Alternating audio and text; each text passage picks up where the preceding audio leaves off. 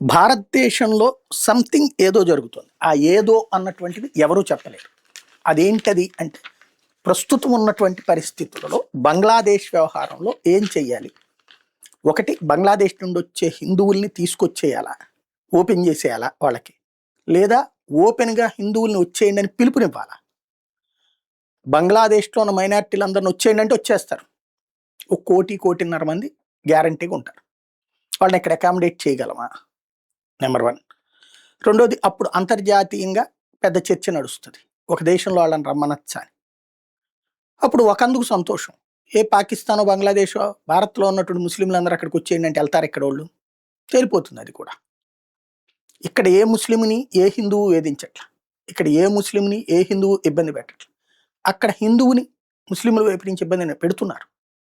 కాబట్టి ఈ సందర్భంలో ఏం జరుగుతుంది? ఇప్పటికీ తాజాగా ఒక అడుగు ముందుకు వేసి కేంద్ర ప్రభుత్వం బంగ్లాదేశ్కి నిరసన తెలియజేసింది, హిందువుల మీద దాడుల్ని తప్పుబట్టింది, అలాగే సరిహద్దులకి సైన్యాన్ని తరలించింది. సంథింగ్ ఏం స్టెప్ అన్నది మాత్రం ఎవరికి అర్థం కావట్లేదు.